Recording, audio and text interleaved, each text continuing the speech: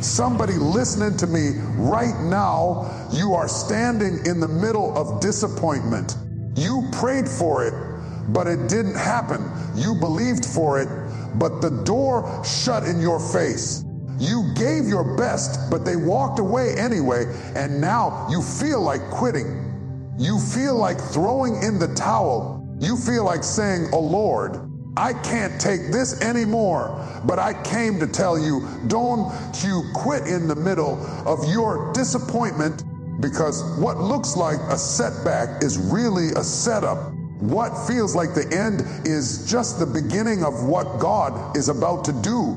The pain you're in now is not proof that God has left you. It's proof that He's still shaping you. I don't know who I'm talking to tonight, but the enemy has been whispering in your ear, "It's over, you'll never recover, you'll never rise again." But the devil is a liar, because the plan of God is still in motion, and if you don't quit now, you're going to see that every disappointment was only a divine appointment in disguise. Or somebody shout, God has a plan. Disappointment is not the end. It's the classroom where God prepares you for destiny. Many times in life, we come to a place where our dreams seem shattered, our prayers seem unanswered, and our efforts look wasted. We thought it was going to happen a certain way. We believed God would open a specific door. We were sure that things were finally coming together, and then suddenly it all collapses in front of us. In those moments, the heart grows heavy, the mind starts to question, and the soul feels weary. But what we often miss is that disappointment is not the grave of your purpose. It is the school where God enrolls you to teach you lessons that comfort can never teach. You learn strength when everything you leaned on crumbles. You learn faith when everything you believed in gets delayed. You learn endurance when everything in you screams to give up, but something deeper in you whispers, keep standing, keep waiting, keep trusting.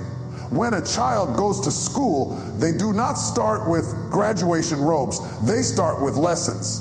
Some lessons are easy, some are hard, some bring excitement, and others bring frustration. But every subject is necessary to prepare that child for what is coming ahead. Likewise, God uses disappointment as a subject in the curriculum of your destiny. He is the master teacher, and every delay, every closed door, every rejection is a page in the textbook He designed for your growth. You may not understand the chapter while you are reading it, but one day when you look back, you will see how every line was guiding you to the bigger story.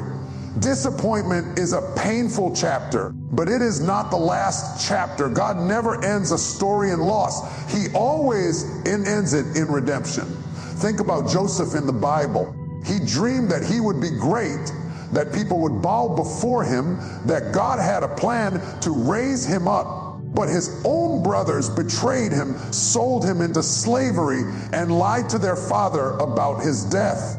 He went from the pit to Potiphar's house, and from there he ended up in prison. At every stage, it seemed like disappointment had the final word. Every stage looked like the end of his dream. But the truth was, every stage was a classroom. The pit taught him humility. Potiphar's house taught him responsibility. Prison taught him patience and leadership. And when the time was right, God raised him to the palace. And the very brothers who betrayed him bawled before him, not knowing that his journey through disappointment was the very thing that prepared him for destiny. In the same way, your disappointment is training you. You may feel like everything is going wrong, but what if God is shaping you through it? What if the rejection you felt was God's protection? What if the delay you hate is the very thing that will ensure your blessing comes at the right time? We often want quick success, immediate answers, and fast results, but a God-given destiny requires a God-timed process. And the process includes moments that break you so God can rebuild you stronger. The disappointment is not meant to destroy you. It's meant to develop you. And the way you respond to disappointment will determine whether you graduate to destiny or drop out of the process. Don't misinterpret the silence of God as the absence of God. Just because He didn't answer when you wanted Him to doesn't mean He won't answer at all. Disappointment is the season where you are forced to walk by faith and not by sight. It is the place where you cannot trace His hand, but you must trust His heart. It is the testing ground where your character is refined, where your patience is stretched, and where your dependency on Him is deepened. When you can worship in disappointment, you are graduating. When you can trust when everything seems broken, you are advancing. When you can still believe in His goodness while standing in the ruins of your plans, you are moving toward destiny. The enemy wants you to think disappointment is the conclusion. He wants you to see failure as final. He wants you to believe that the closed door means your life is over, but the devil is a liar. Every disappointment is a seed. When you bury it in faith, it grows into wisdom, it grows into resilience, it grows into strength, it grows into anointing. You cannot have oil without olives being crushed, and you cannot have wine without grapes being pressed. Likewise, you cannot have destiny without walking through the pressure of disappointment. It is the crushing that releases the greatness in you. It is the pressing that prepares you to carry what God is about to place in your hands. If you quit in disappointment, you will never see destiny. If you give up when it gets hard, you will never taste the sweetness of what God promised. You may not like the classroom you are in, but don't walk out on the teacher. Don't let your emotions talk you out of the process. Don't allow your tears to blind you from the truth that this pain is producing something powerful in you. God does not waste your disappointment. He uses it, He turns it, He transforms it. What feels like loss today will become the testimony of tomorrow. What feels like an unanswered prayer now will become the evidence of His wisdom later. One day you will stand in your destiny and say, if it had not been for the Lord who was with me through my disappointment, I would not be here today. So lift your head and dry your tears. Your disappointment is not the end, it's the classroom. And when God is the teacher, the lesson will always lead you to destiny. The valley is not forever. The night will not last always. The pain will not define you. The classroom will not break you, it will build you. And soon, very soon, you will walk across the stage of your destiny and graduate into the promise God had waiting for you all along. Your setback is a setup for God's greater comeback in your life. Every person under the sound of my voice has experienced seasons where things did not go the way we planned. You gave your best effort, you poured in your time, you sacrificed, you dreamed, you prayed, and yet something fell apart. It could have been a job that slipped through your hands, a relationship that broke your heart, a business deal that went wrong, or a personal goal that collapsed before your eyes. In those moments, the pain feels unbearable because you thought this was it. You thought this was the breakthrough. You thought this was the answer. But let me tell you today, just because you faced a setback does not mean you have lost. It simply means God is setting the stage for a greater comeback than you could ever imagine. A setback is temporary. It is a moment, not a lifetime. The enemy wants you to believe that a setback is the end of your story. But God specializes in turning the very places of defeat into testimonies of victory. Think about the cross. To the disciples, the crucifixion of Jesus was the greatest setback they could imagine. Their teacher was gone. Their hopes seemed shattered. Their mission looked over. They scattered in fear. They wept in despair, and they questioned everything they had believed. But 3 days later, what looked like the ultimate setback became the greatest comeback in history. The resurrection proved that God's power is not limited by death, by loss, or by disappointment. What the enemy thought would end the story only became the beginning of redemption for the world. If God can turn a crucifixion into a resurrection, he can turn your setback into a comeback. When life knocks you down, you have two choices. You can stay down or you can rise again with God's strength. A setback is often God's way of redirecting your steps. Maybe you thought you were supposed to be in one place, but God had something greater in mind. Maybe you thought one door was the best, but God knew another door would lead to more blessing, more influence, more purpose. Sometimes God will allow a setback not to punish you, but to position you. He is moving you away from what you thought you wanted to what He knows you need. And in the moment it hurts. In the moment it feels confusing. But later on, you will look back and thank Him for the setback because it became the path to your destiny. Let me remind you that some of the greatest men and women in the Bible experienced setbacks before their comebacks. Moses spent 40 years in the desert feeling like a failure before God sent him back to Egypt to deliver a nation. David was anointed king as a boy, but spent years running for his life in caves before he finally sat on the throne. Job lost everything, his wealth, his children, his health. Yet in the end, God restored him with double what he had lost. Every one of them faced a moment when it seemed like life had ended, but that moment was the setup for something far greater. If they had quit in the setback, they would have never experienced the comeback. What you call a delay, God calls preparation. What you call rejection, God calls redirection. What you call failure, God calls foundation. The setback you are experiencing right now is laying the groundwork for a comeback that will blow your mind. But here's the truth. You must not give up in the middle. If you quit now, you will never see what God was preparing behind the scenes. Setbacks test your faith. They strip away your dependence on yourself and force you to depend on Him.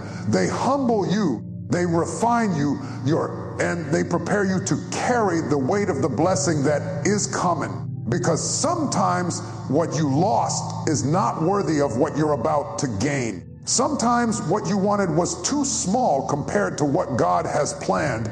Imagine a slingshot. To launch forward, the stone first has to be pulled backward. The further back it is pulled, the greater the force when it is released. That is exactly what a setback is. God is pulling you back not to destroy you, but to launch you further than you ever dreamed. The tension you feel, the pain of being pulled in the opposite direction, is only the preparation for the release that will propel you into your destiny. The enemy thinks the pullback is defeat, but God knows its momentum. He knows that every tear, every disappointment, every trial is adding force to your comeback. So instead of cursing your setback, start praising God in it. Thank Him that the story isn't over. Thank Him that your pain has a purpose.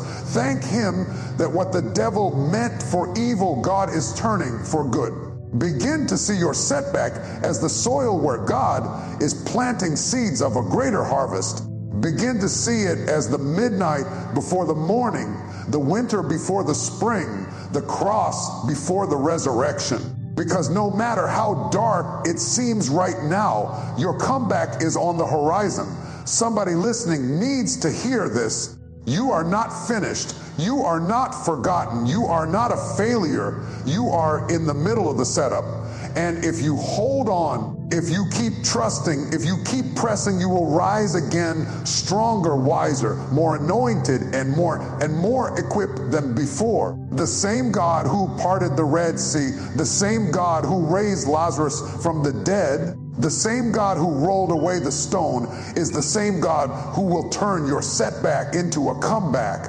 And when he does, it won't just be a comeback for you. It will be a testimony for everyone who doubted you, for everyone who walked away from you, and for everyone who thought it was over. God will use your story to prove that his plan always prevails. Your setback is not permanent. Your setback is not final. Or your setback is not the end of the road. It is the setup for your comeback. And when God brings you out, you won't just come back to where you were. You'll come back better. You'll come back stronger. You'll come back with more faith, more wisdom, and more fire than ever before. The pain you feel today is shaping the strength you'll need tomorrow. Pain has a way of making you feel like it is breaking you, like it is crushing every ounce of hope inside you, like it is stripping you of everything you thought you had. You cry at night, you question in the morning, and you carry the weight of it all day long. Pain is heavy, and nobody enjoys carrying it. But what you must understand is that pain is not wasted. Pain is not meaningless. Pain is a tool in the hand of God, shaping you, refining you, and preparing you for what is ahead. You may not see it now, but the very thing that hurts you is molding the strength that will sustain you when you step into your destiny. Strength is not built in comfort. Strength is forged in the fire of adversity. A muscle does not grow when it is at rest. It grows when it is pushed, when it is stretched, when it is torn down through resistance. And in the same way, your spiritual muscles, your emotional muscles, your mental muscles do not grow when life is easy. They grow when life applies resistance, when disappointment presses against your faith, when betrayal tears at your heart, when failure knocks you to your knees. Every time you choose to stand again, every time you choose to trust again, every time you choose to hope again, you are gaining strength. What once would have crushed you now only pushes you higher, because pain has built something in you that comfort never could. Look at the life of David. Before he ever fought Goliath, he fought lions and bears in the fields while tending sheep. Those secret battles were painful, terrifying, and lonely, but they built a strength inside of him that he would later need to face the giant. If he had never endured the pain of those hidden struggles, he would not have had the courage or the faith to step onto the battlefield. The same is true for you. The pain you are feeling today, the battles you are fighting in secret, the tears nobody sees, are the very things preparing you for the giants you will face tomorrow. And when that giant shows up, you will discover that you already have the strength you need, because pain trained you when nobody was watching. Sometimes God allows pain not because he wants to harm you, but because he wants to harden you against the storms of life. A tree that never faces strong winds develops shallow roots, but a tree that endures storms grows roots deep into the ground, anchoring it so it cannot be moved. Your pain is pushing your roots deeper. It is forcing you to dig into prayer, to lean on his word, to cry out for his presence, to trust his timing. And as your roots grow deeper, your faith grows stronger. Pain makes you unshakable. Pain builds a foundation in you that nothing can destroy. So when the storm comes tomorrow, you will stand firm, not because life has been easy, but because pain has made you strong. Consider Joseph again, sitting in prison after being falsely accused. That prison was painful. It was unfair. It was humiliating. But in that prison, Joseph learned endurance. He learned leadership. He learned to manage people even in a low place. He learned to wait on God's timing rather than his own. And when the day came that Pharaoh called him to interpret a dream, Joseph was ready. He had the strength to stand in front of kings because he had been faithful in the pain of prison. Your pain is not random. It is equipping you for a platform you cannot yet see. The very strength you will need to carry the weight of your calling is being built in the fire of your pain. Do not despise your pain. Do not curse the season you are in. Instead, ask God, what are you teaching me through this? What are you building in me through this? What strength are you shaping in me that I will need for tomorrow? Because if you can see your pain as preparation, you will no longer fear it. You will no longer feel defeated by it. You will begin to endure it with hope, knowing that every tear is watering the soil of your future. Every sleepless night is sowing seeds of resilience. Every heartbreak is forging a heart that is unbreakable in his hands. The enemy wants you to see pain as punishment, but God wants you to see pain as process. The enemy says, this is the end. God says, this is the beginning of your strength. The enemy says, you will never recover. God says, you will rise stronger than before. The enemy says, you're broken. God says, you're being built. Which voice will you believe? Because the truth is, you cannot have resurrection without crucifixion. You cannot have victory without battle, and you cannot have strength without pain. The very areas where you are hurting the most right now will be the very areas where you shine the brightest tomorrow. I know it feels unbearable at times. I know it feels like you cannot carry this weight one more day. But let me encourage you, every step you take under the load is making you stronger. Every day you refuse to quit is building endurance. Every time you lift your hands in worship while tears run down your face, you are showing heaven and hell that your pain will not break you. And when you come out of this, you will not be the same. You will not come out weaker. You will come out wiser. You will not come out empty. You will come out full. You will not come out fragile. You will come out fierce with a strength that will shock even you. So hold on. Don't let the pain make you bitter. Let it make you better. Don't let it harden your heart. Let it deepen your faith. Don't let it convince you to give up. Let it remind you to look up. Because one day, when you step into the promise God has for you, you will realize the pain you felt today was only the tool He used to shape the strength you needed for tomorrow. And when you stand in that place of victory, you will lift your hands and say, it was good that I was afflicted because it taught me to trust Him. It was good that I was broken because it made me strong. It was good that I walked through pain because pain became the platform for my strength. A faith is proven in the middle, not just at the start or the finish. Anybody can shout at the beginning when the dream is fresh, when the promise is clear, when the vision is exciting. Anybody can clap their hands when God first whispers destiny into their spirit, when the opportunity first appears, when the door first swings open. And anybody can rejoice at the finish line when the promise is fulfilled, when the prayer is answered, when the breakthrough is visible. But the real test of faith is not at the start or the finish. It is in the middle. The middle is where the battle rages. The doubts scream, the obstacles rise, and the delays stretch on longer than you ever imagined. The middle is where faith is refined, proven, and revealed. If you can endure the middle, you can reach the promise. The middle is the most dangerous place. It is the place where the excitement of the beginning has worn off, but the joy of the outcome has not yet arrived.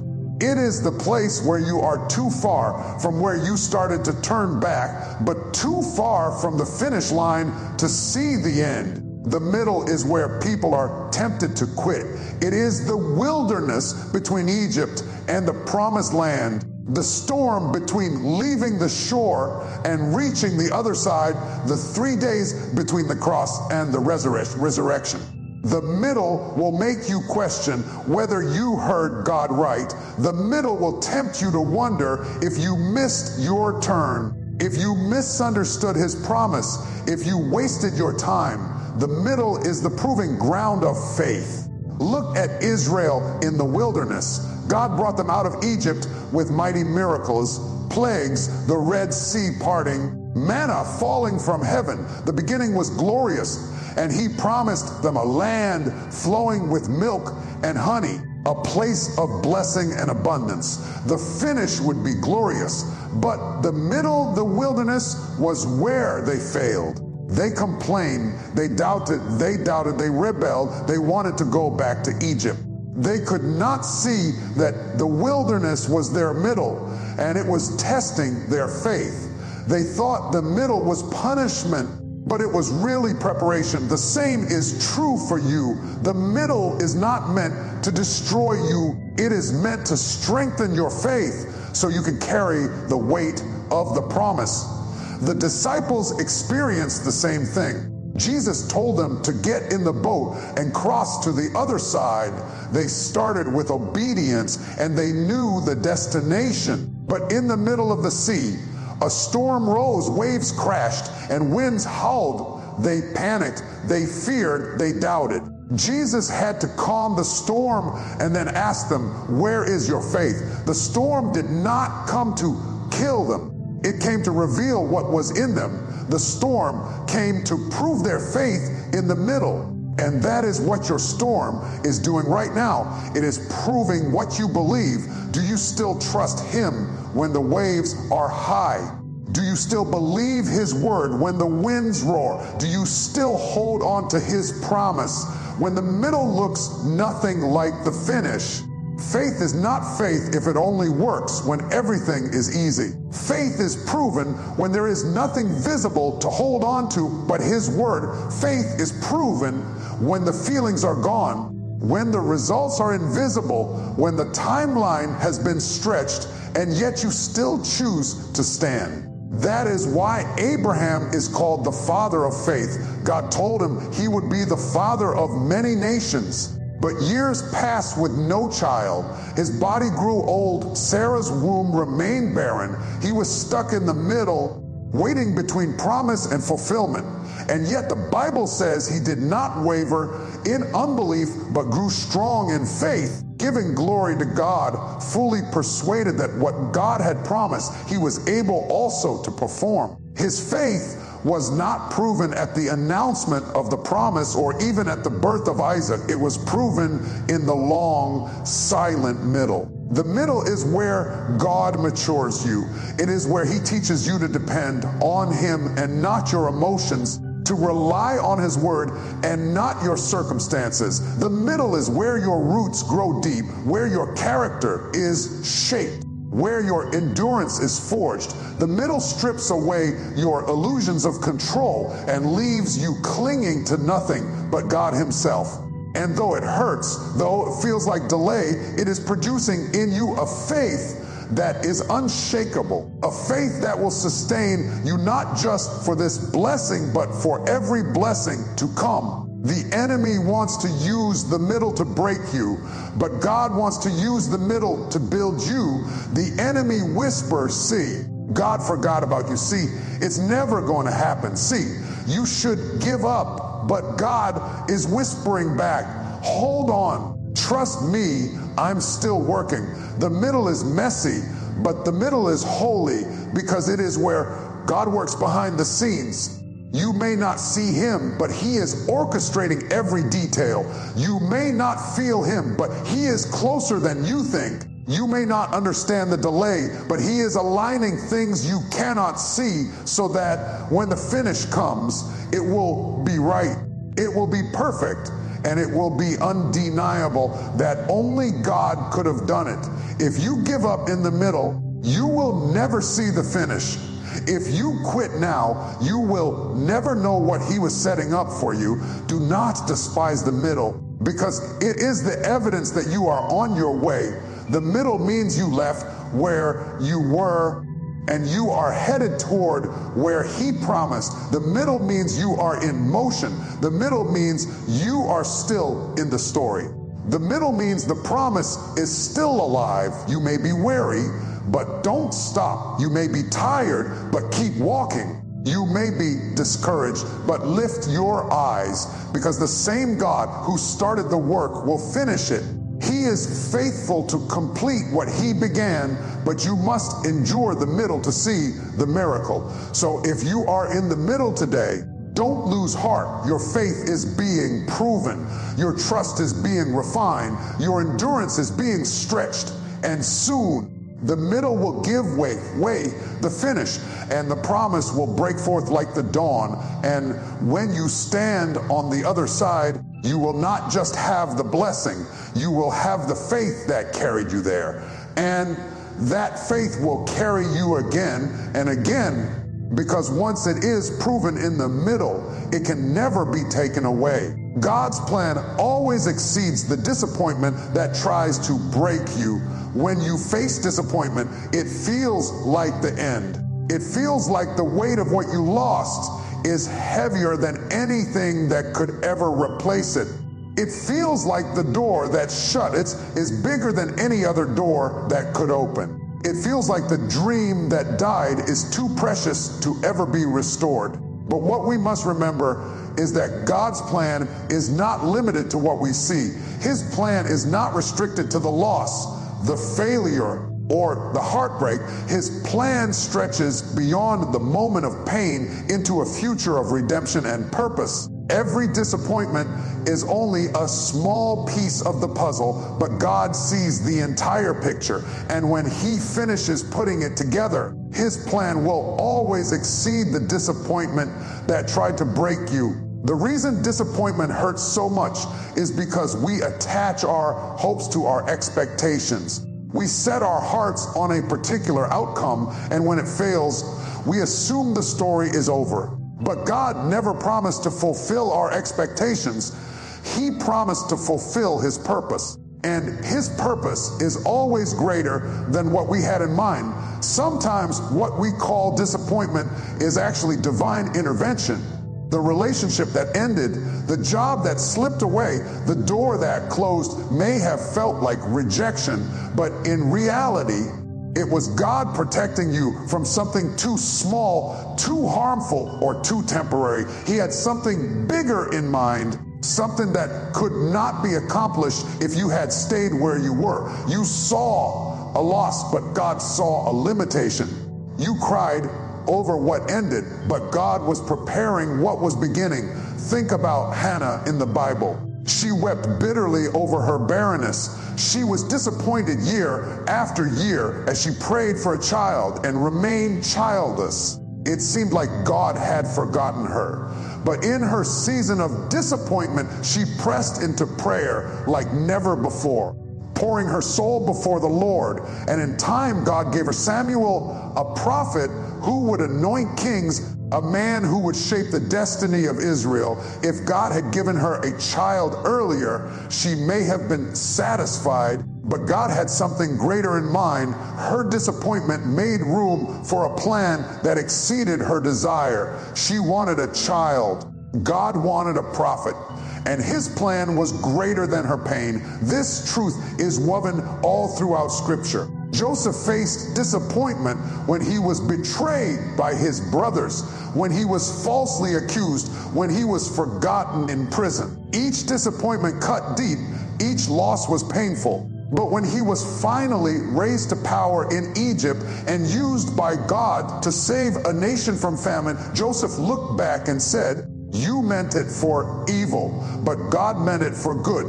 The disappointments were real, but they could not compete with the greatness of God's plan. What seemed like detours were actually divine directions. What seemed like setbacks were really stepping stones.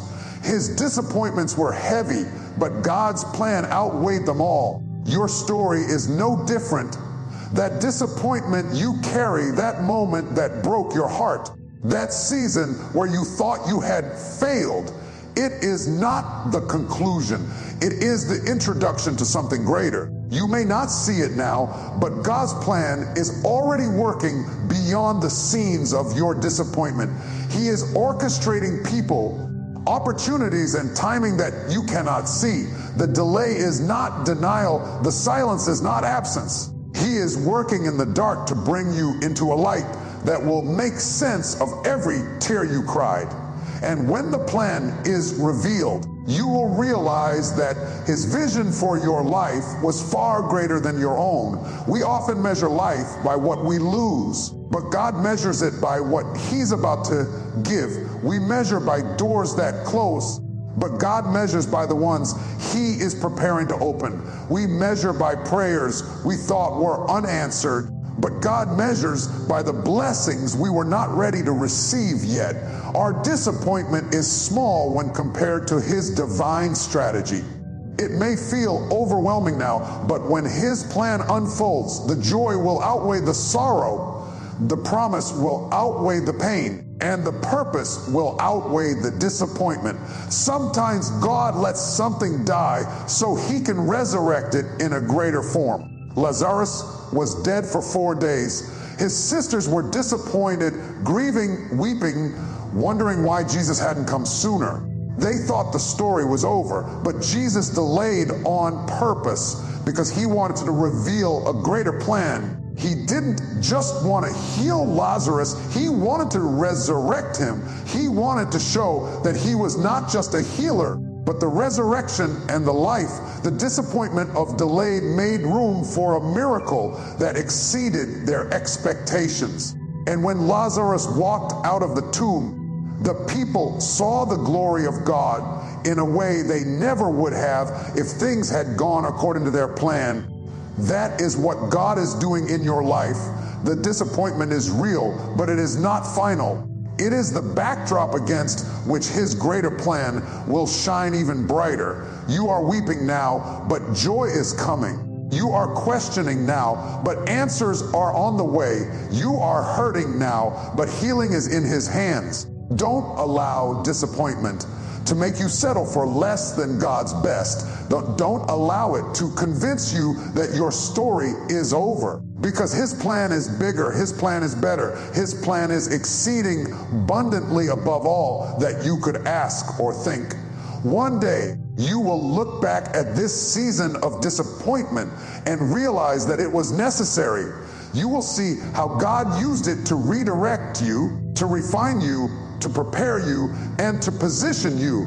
You will see how every tear watered the soil of a greater harvest. You will see how every closed door led you to the one that mattered most. You will see how every disappointment was really an invitation to trust a God whose plan could never be broken by human failure, enemy attacks, or personal mistakes. And you will lift your hands and say, Lord, your plan was greater than my pain, greater than my loss, greater than my disappointment. You exceeded everything I thought I needed with everything you had prepared for me. So don't quit, don't fold, don't give up. The disappointment may have shaken you, but it cannot break the plan of God. His word still stands.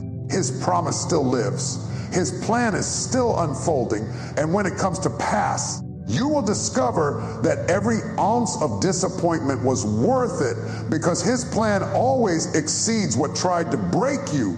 You've walked with me through disappointment, through setbacks, through pain, through the middle, and through the promises of God that exceed every broken place. And now I came to tell you one thing: don't you dare quit. Don't you dare throw away your faith. Don't you dare let disappointment have the last word in your life, because disappointment is not your ending, it's the classroom of your destiny. The setback that tried to break you is really the setup for the comeback that's about to lift you. The pain you're carrying is not in vain. It's shaping the strength you'll need tomorrow. The middle you're walking through right now is the very place where faith is proven, where character is refined, and where destiny is birthed. And the plan of God for your life, it will always exceed the disappointment that tried to destroy you. So dry your tears and lift your head. The devil thought it was over, but God says it's just beginning. The enemy tried to use your disappointment to bury you, but God is using it to plant you. And what is planted will rise again. You may have been pushed down, but you are about to spring forth. You may have been crushed, but the oil is about to flow. You may have been delayed, but destiny is still on schedule. I don't know who this word is for today, but you've been on the edge of giving up. You've been saying, "Oh Lord,